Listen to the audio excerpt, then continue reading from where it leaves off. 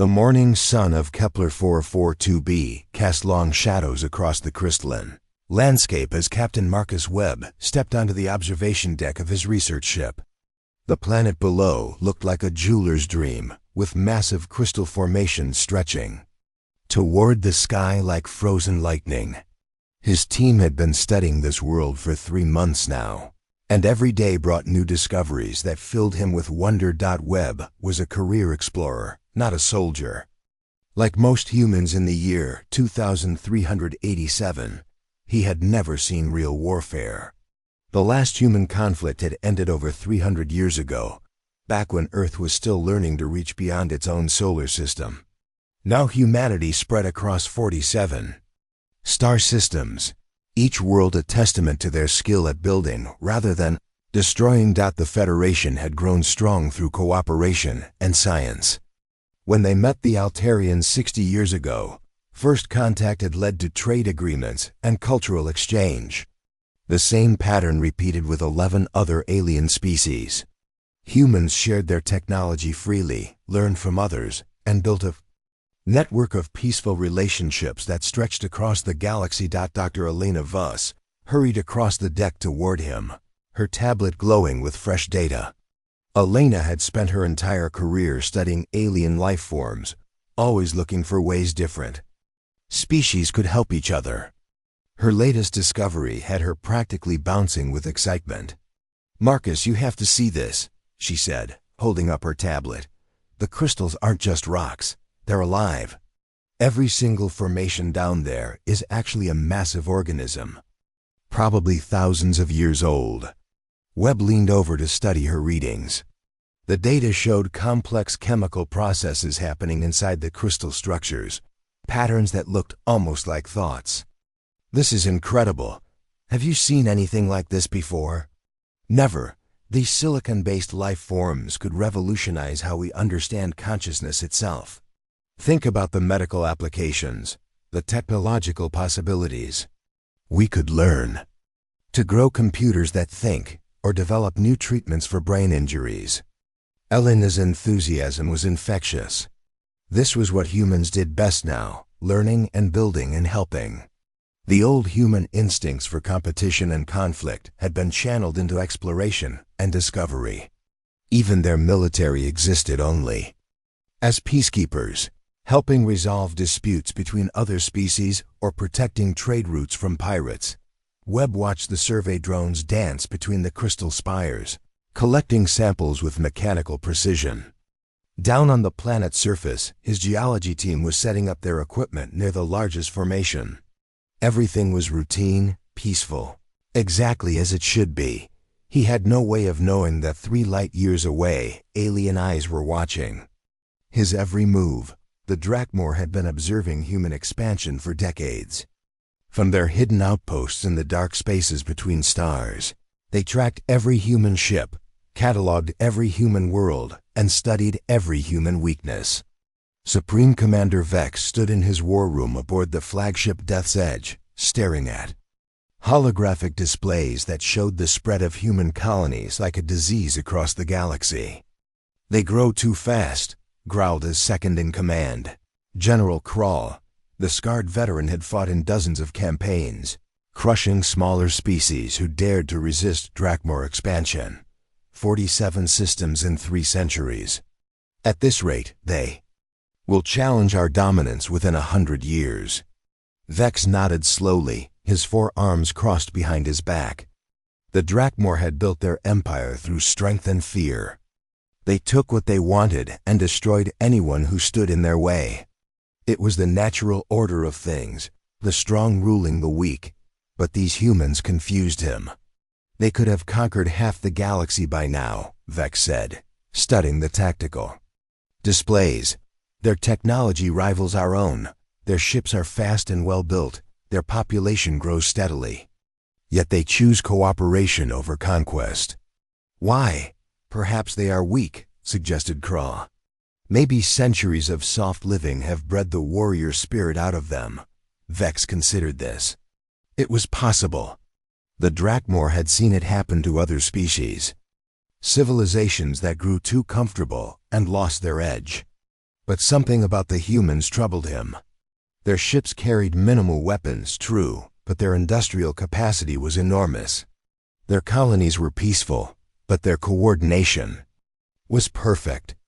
They acted like a species that had chosen not to fight, rather than one that had forgotten how. "Send the scouts closer," Vex ordered. "I want detailed scans of their military installations, their shipyards, their defensive capabilities. If we are going to strike, it must be decisive." Back on the research ship, Webb was reviewing the day's findings in his ready room when his communications officer burst through the door. Lieutenant Torres looked shaken, her usually calm demeanor cracked with worry. "Captain, we're receiving distress signals from the outer colonies. Multiple systems reporting unidentified ships approaching their borders." Webb felt a chill run down his spine. In 300 years of peaceful expansion, humans had never faced a coordinated threat. Pirates were common enough, but they operated in small groups and avoided well-defended systems. This sounded different. How many ships? What do they want? "Unknown. Sir, the signals are fragmentary, but it looks like large fleets. The colonies are requesting immediate assistance from the Federation Defense Force." Webb activated his command console and pulled up the tactical display. Red warning icons were appearing across human space, concentrated around the outer rim colonies where defenses were lightest. His blood ran cold as he counted the alerts. This wasn't random piracy. This was organized and massive. "Send word to Earth immediately," he ordered. "Full priority transmission. And begin emergency protocols for civilian evacuation." Torres nodded and rushed back to her station. Webb stared at the display, trying to understand what was happening. Who would attack? The Federation? They had no enemies, no territorial disputes, no history of aggression with any known species. The humans had spent centuries building bridges, not burning them. President Ana Rodriguez was in her office in Geneva when the first reports arrived. She had been reviewing proposals for new colonial charters, peaceful documents that outlined how humans would settle uninhabited worlds while respecting local ecosystems. The Federation had turned terraforming into an art form, creating new homes without destroying what already existed. The emergency alert cut through her, quiet evening like a knife. Admiral Thomas Hart appeared on her secure communication screen, his weathered face grim with concern. "Madam President, we have a situation. Unknown hostile forces are approaching 12 of our outer colonies simultaneously. Ships of unknown design, moving in formation, refusing all attempts at communication." Rodriguez felt the weight of her office settle on her shoulders like a heavy cloak.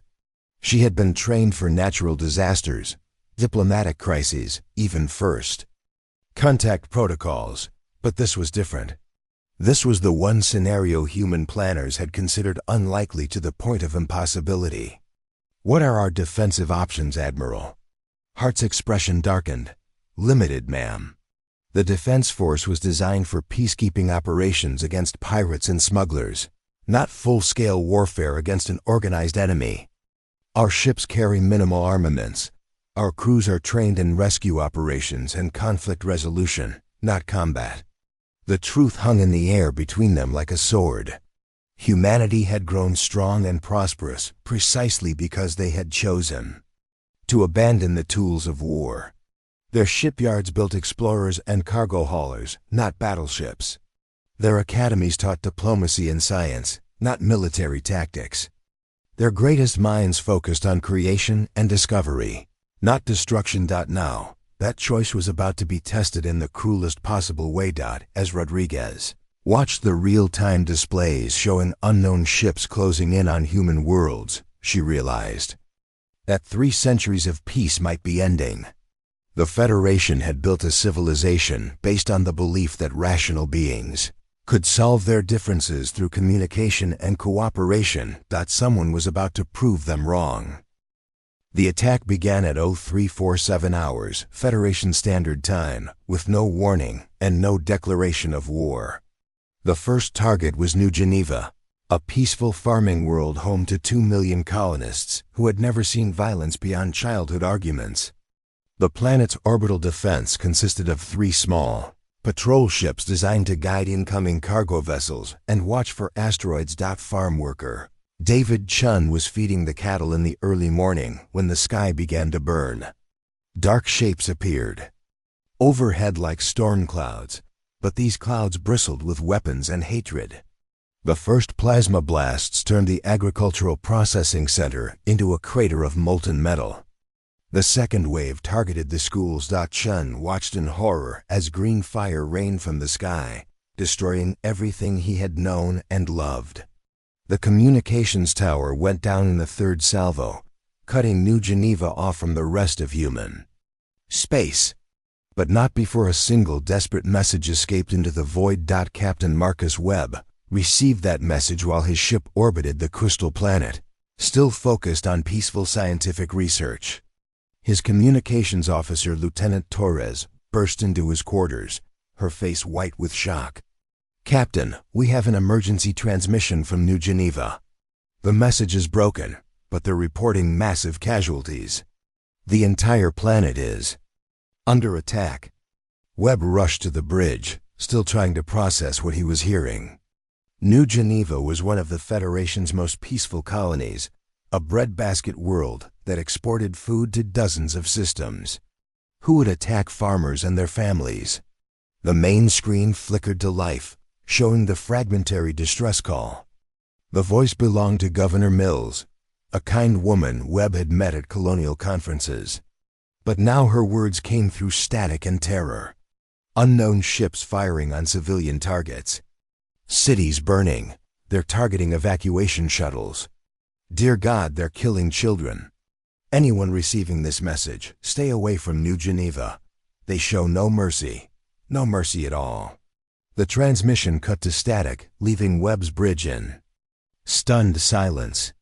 Torres looked at her captain with wide, frightened eyes. None of them had ever heard anything like this before. In 300 years of peaceful expansion, humans had never faced deliberate slaughter.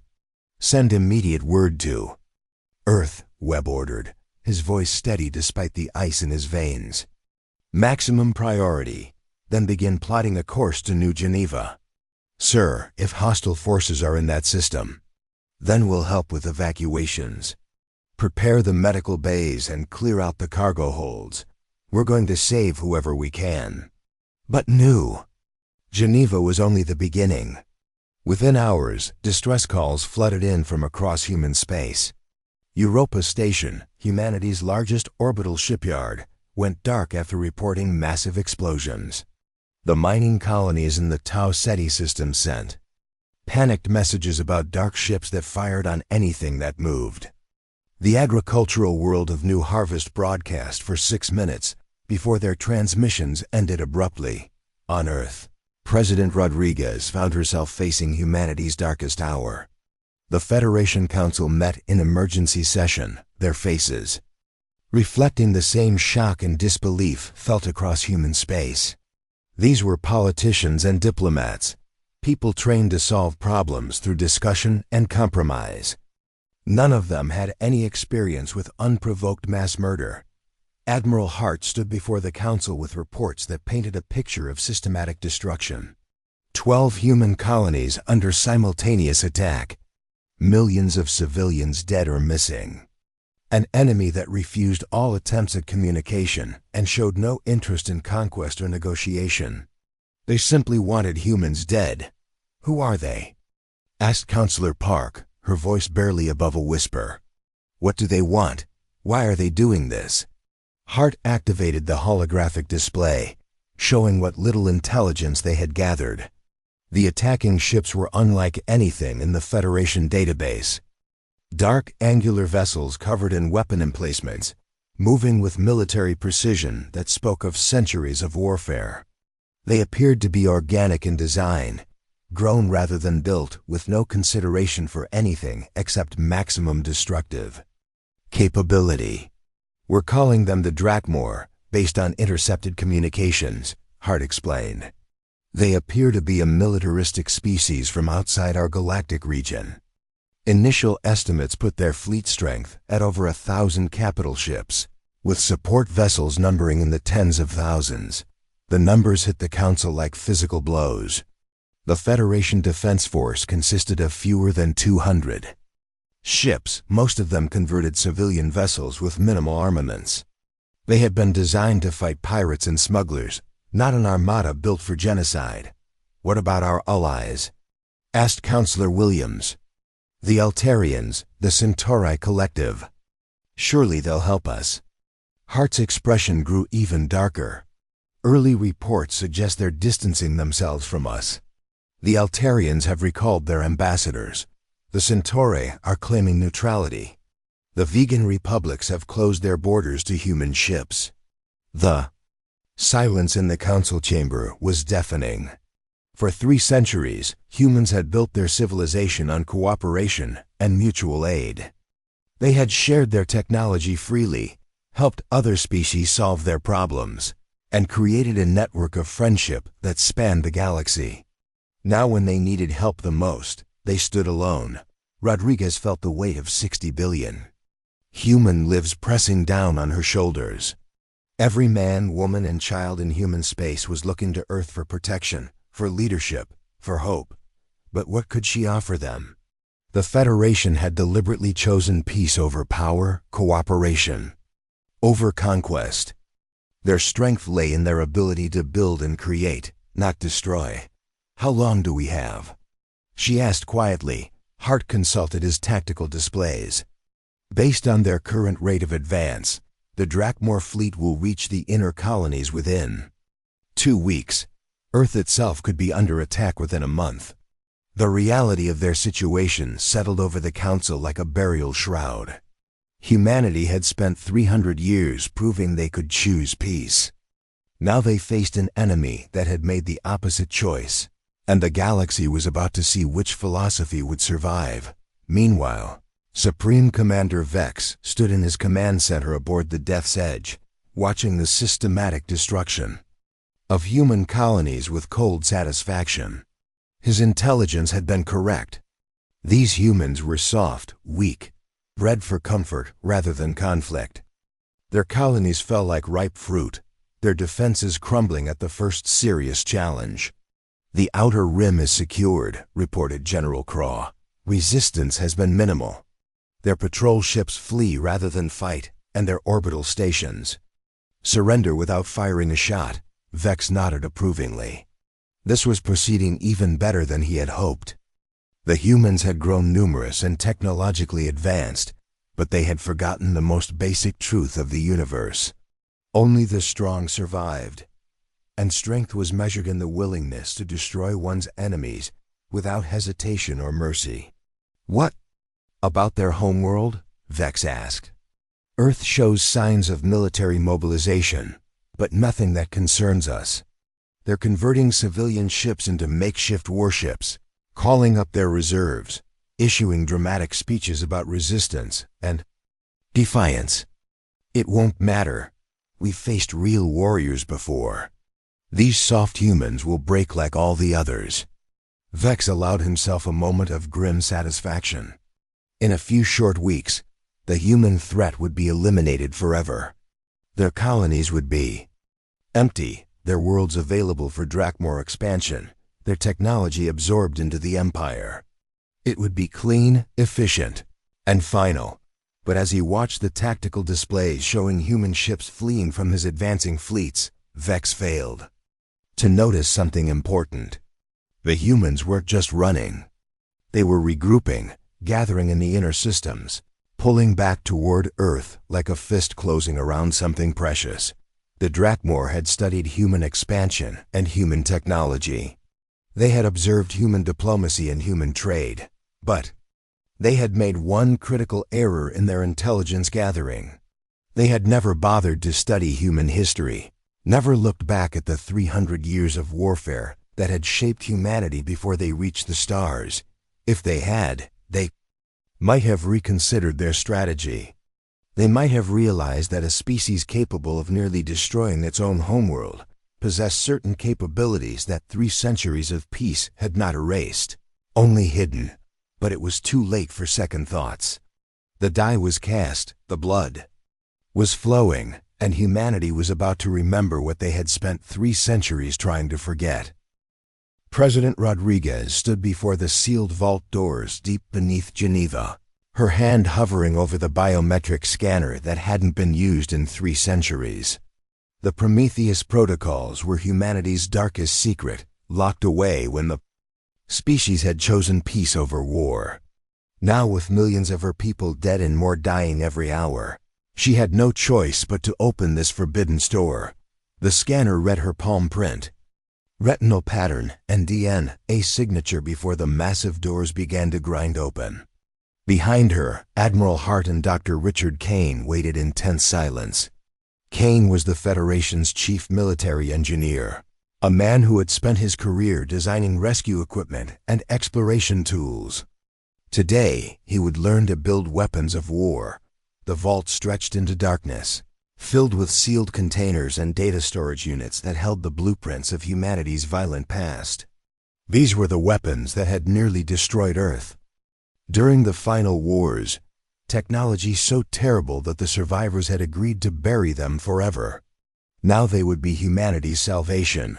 Kane activated his portable scanner and began reading the storage labels.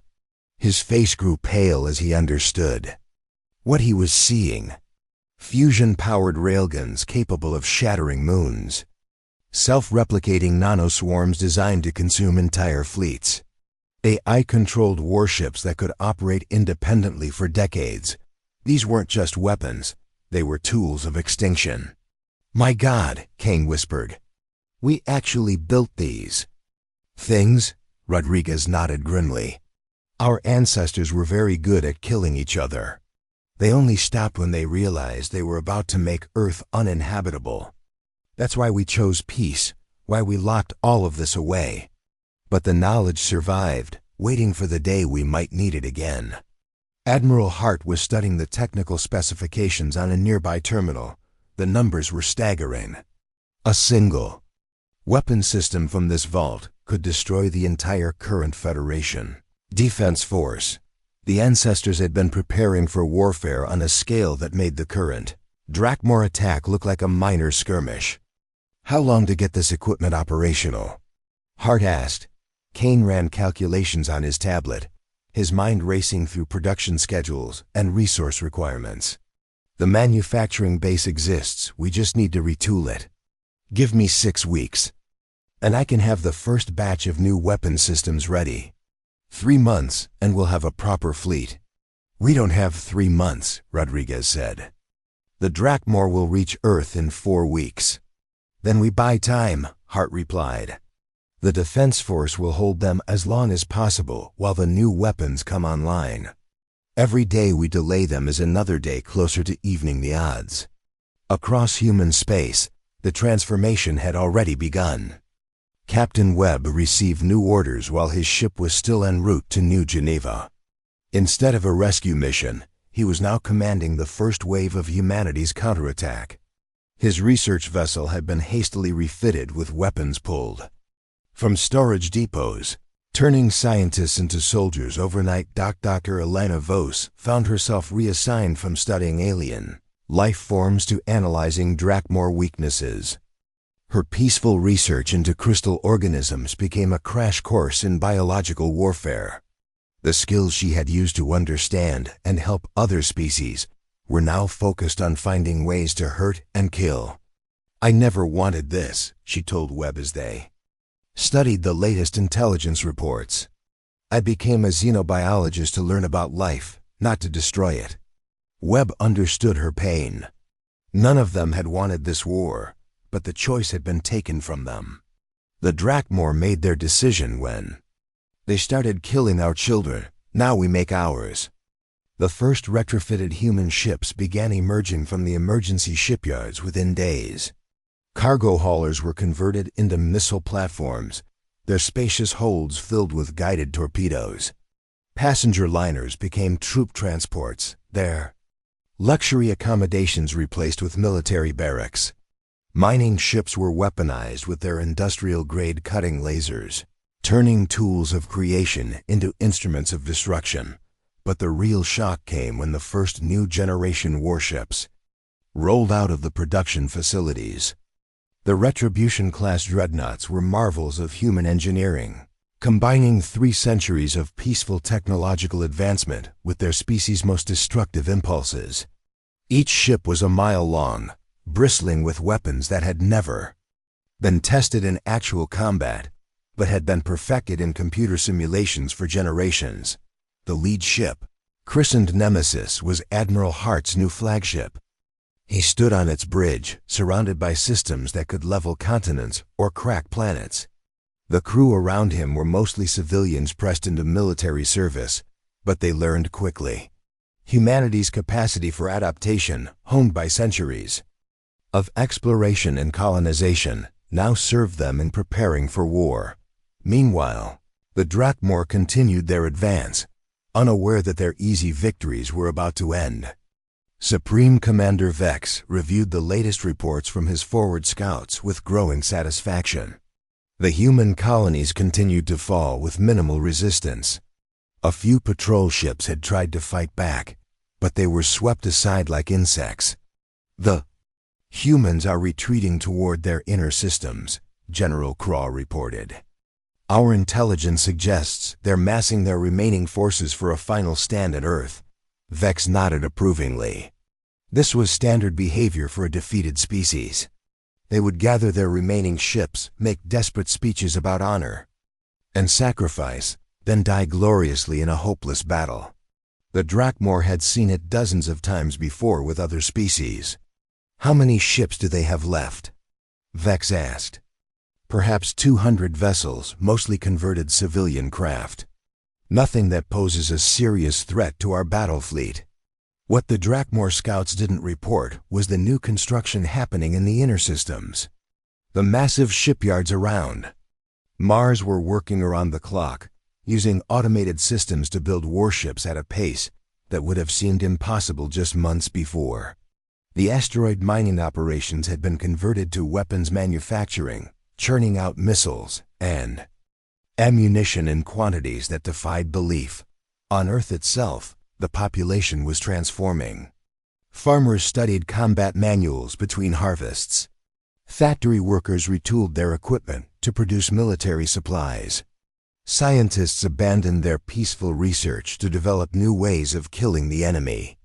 The entire species was mobilizing with an efficiency that spoke of deep genetic memories, instincts that had been suppressed but never truly forgotten. Children who had never seen violence learned to recognize the sound of air raid sirens. Artists painted camouflage patterns on military vehicles. Musicians composed battle hymns for soldiers who had been teachers and shopkeepers just weeks before. Humanity was remembering something it had tried to forget. President Rodriguez addressed the Federation from the Emergency Command Center beneath Geneva. Her words were broadcast to every human world, carried by quantum communication arrays to the farthest colonies. Her message was simple and direct. We did not choose this war. We have spent 3 centuries building instead of destroying, helping instead of hurting, choosing cooperation over conflict. But our enemies have made their choice, and now we must make ours. They wanted to face humanity at war.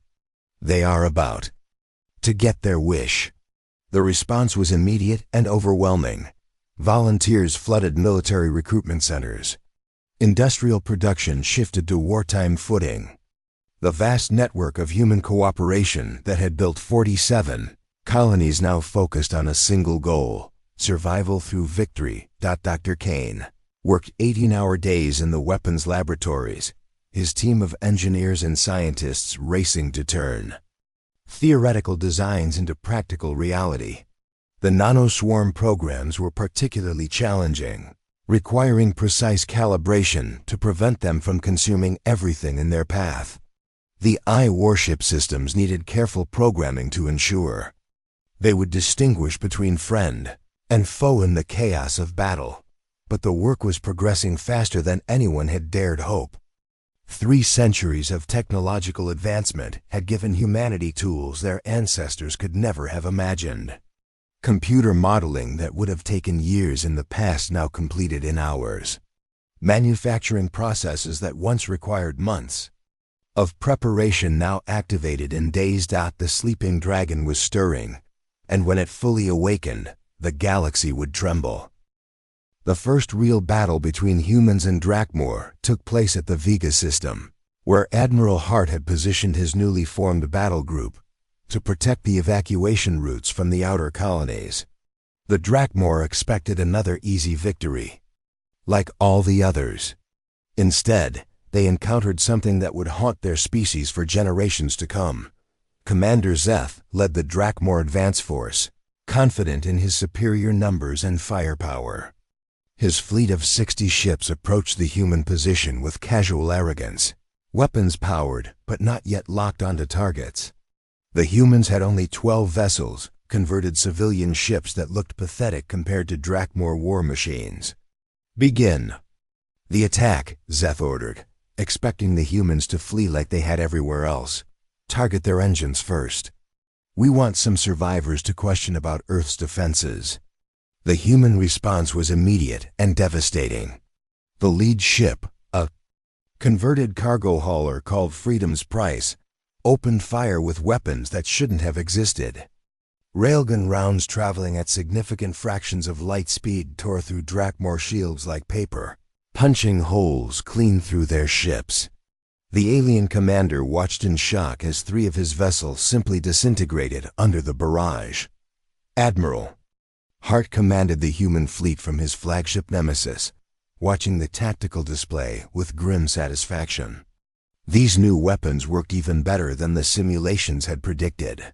3 centuries of peaceful technological development had created targeting systems of incredible precision and power sources that dwarfed anything from humanity's violent past. "Deploy the nanoswarms," Hart ordered. "Let's see how they handle our smallest weapons." The nanoswarm launchers were carried by specially modified frigates that looked harmless compared to the massive dreadnoughts. When they fired, they seemed to shoot nothing at all, just empty space where missiles should have been. The Drakmor barely noticed the launches, focusing instead on the obvious threats of the larger ships. That was their second mistake. The nanoswarms spread through space invisibly, each microscopic machine seeking the electromagnetic signatures of Drakmor technology.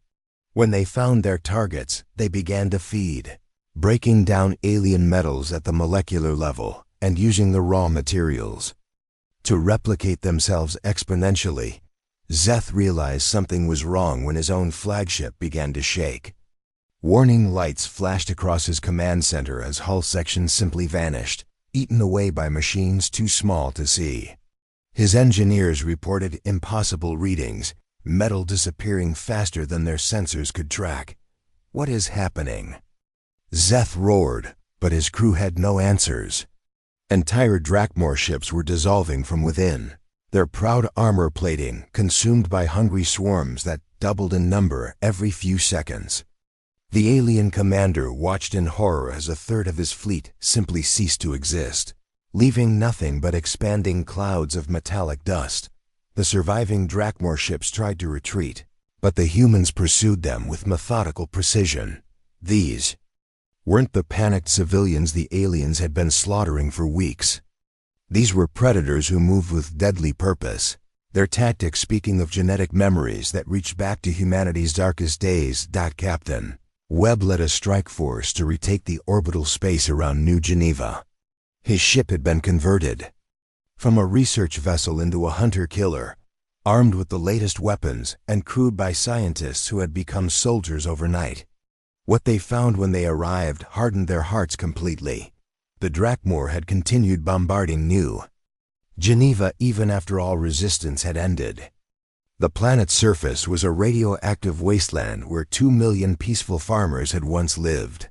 Orbital debris showed the remains of evacuation ships that had been targeted and destroyed as they tried to flee.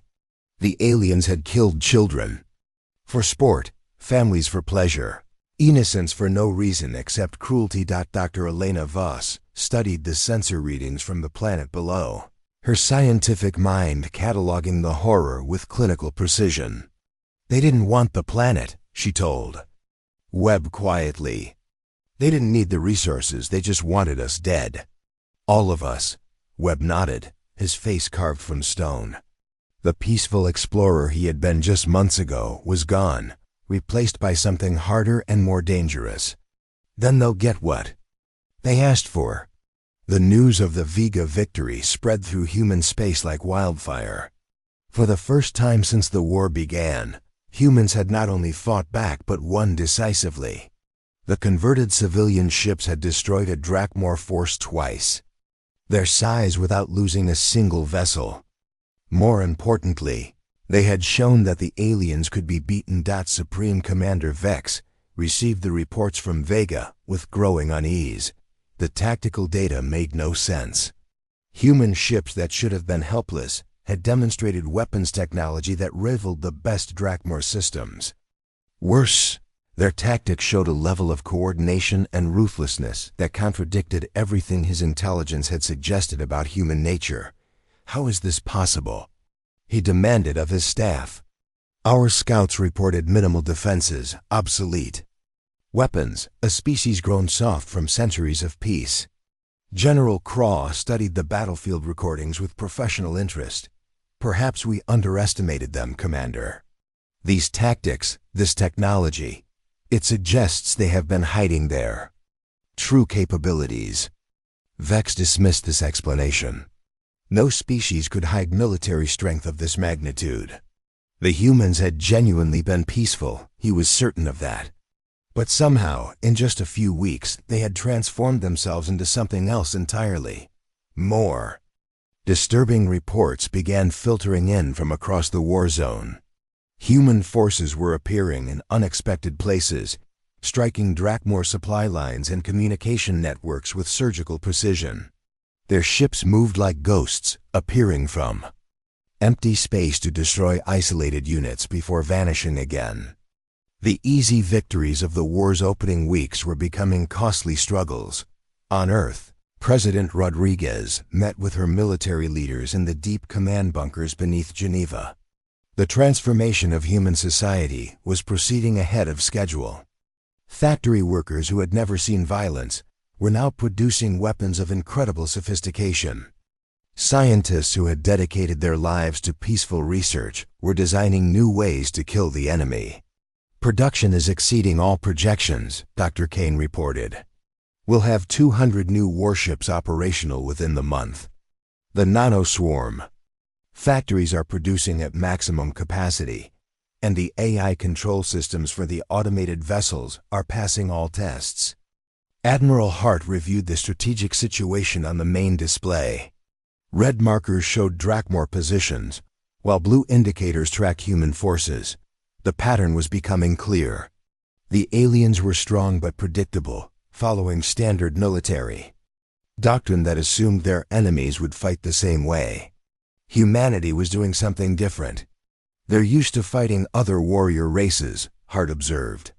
Species that build up their military strength over centuries, following established patterns of warfare. They don't know how to fight an entire civilization that can reinvent itself in months. The Admiral was right. Humanity's greatest strength wasn't their new weapons or their advanced technology. It was their adaptability, their ability to completely transform their society when faced with an existential threat. The same flexibility that had helped them colonize dozens of different worlds now served them in learning the art of war. Back at Vega, Webb's forces had begun the systematic hunting of Drakmor survivors. The aliens who had shown no mercy to human civilians would receive none in return. Human Marines stormed Drakmor positions with a ferocity that shocked even their enemies. These weren't professional soldiers, but ordinary people fighting for their families, their homes, their entire species. Drakmor had expected to face a weak, pacified species that would collapse at the first sign of serious resistance. Instead, They found themselves fighting an enemy that combined advanced technology with primal fury, scientific precision with berserker rage. Every human they killed was replaced by 10 more volunteers. Every ship they destroyed was answered by 5 new vessels rolling out of the shipyards. The war was changing, and the Drakmor were beginning to realize they had made a terrible mistake. They had attacked a peaceful species and turned them into something far more dangerous than any warrior race they had ever faced. Humanity had spent 3 centuries learning to cooperate and build. Now they were applying those same skills to the art of destruction, and the results were terrifying to behold. 6 months after the first Drakmor attack, Supreme Commander Vex stood in the ruins of his command center, watching the last of his proud fleet flee toward home. The impossible had happened. The soft, peaceful humans had not only fought back, but were winning. His empire's greatest military force was now scattered wreckage drifting through space, consumed by nanoswarms or torn apart by weapons that shouldn't exist. The human pursuit was relentless. Admiral Hart commanded a fleet of over 400 warships, each one a masterpiece of destruction, built from the ashes of humanity's peaceful civilization. The Nemesis led the charge, its weapon systems powered by the fury of 60 billion humans, who had learned what their species was truly capable of when pushed beyond all limits. General Craw brought the final casualty reports to his commander, his scarred face reflecting the defeat that seemed impossible just months ago. "We've lost 80% of our battle fleet, Commander. The remaining ships are scattered across 12 systems, most too damaged to fight effectively. The humans show no signs of slowing their advance." Vex stared at the tactical display, trying to understand how everything had gone so wrong. His intelligence had been perfect. The humans were peaceful, had been for 3 centuries.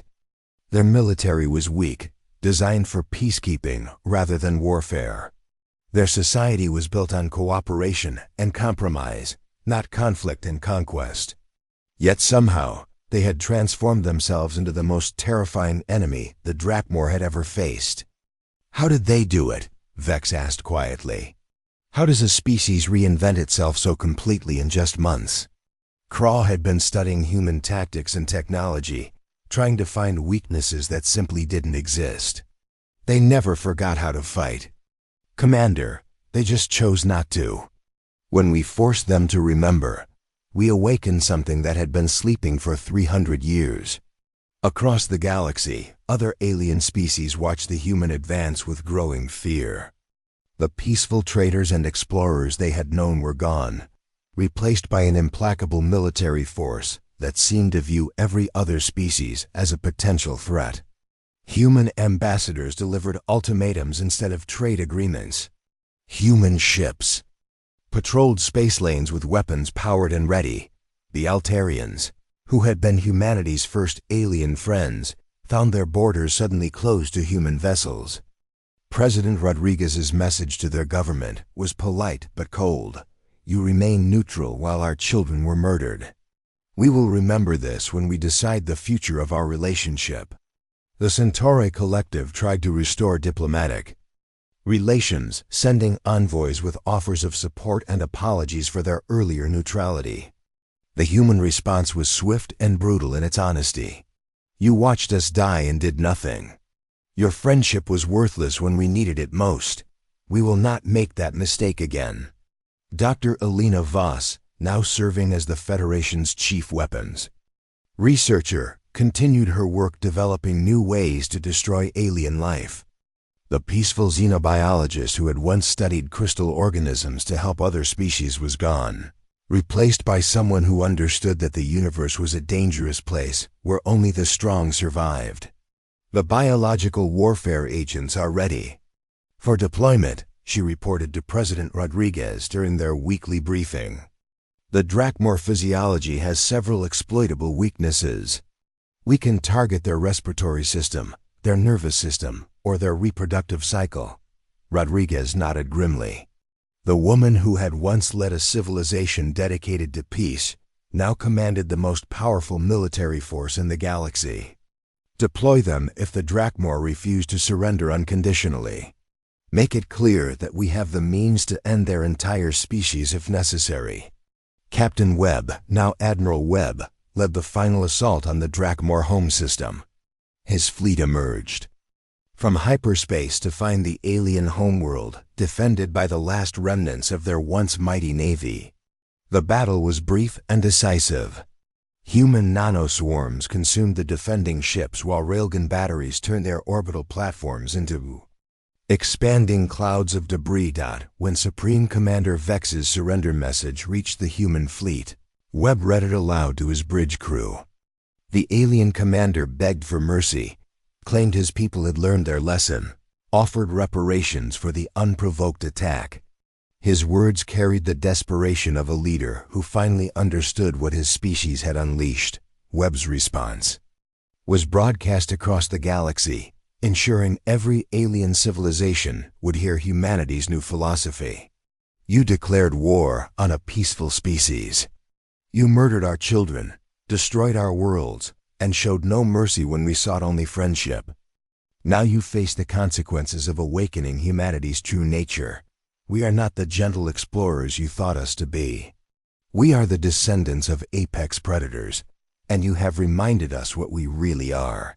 The Drakmor homeworld surrendered without firing another shot. Their empire was dismantled systematically, their colonies occupied by human forces, their surviving population reduced to a client state of the new Terran Empire. But the real victory, or perhaps defeat, belonged to humanity itself.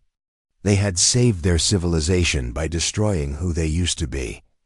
President Rodriguez addressed the human population from the rebuilt capital on Earth.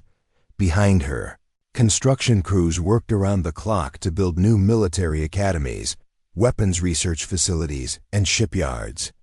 The peaceful Federation was being transformed into something harder and more dangerous.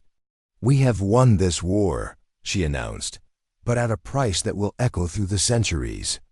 We discovered that our capacity for peace was matched only by our capacity for destruction. The Prometheus protocols will never again be sealed away. We will never again allow ourselves to be caught defenseless. Admiral Hart stood on the bridge of his flagship as it patrolled the former Drakmor territories. Around him, his crew worked with military precision that would have seemed impossible just months before. They had saved humanity, but the cost was becoming clear.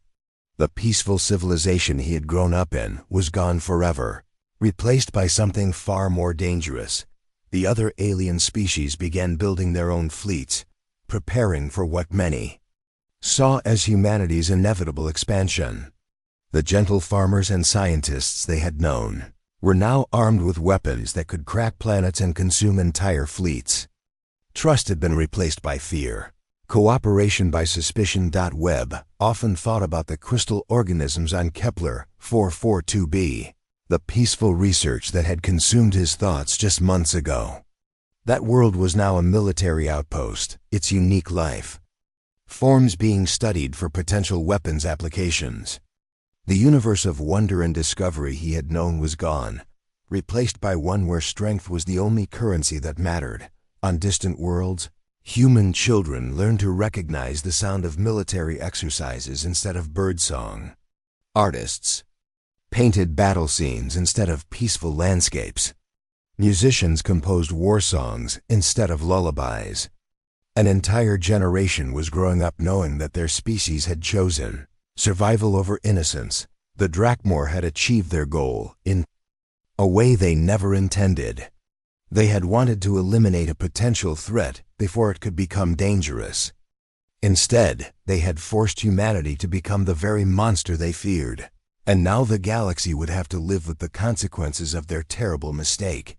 Years later, as human ships patrolled trade routes that stretched across half the galaxy, alien historians would mark the Drakmor attack as the moment everything changed. Humanity had spent 3 centuries proving they could choose peace. In a few short months, they had proven that choice could be revoked with devastating consequences. The lesson was carved into monuments across human space. Never mistake human kindness for human weakness. They are not the same thing, and the difference could cost you everything.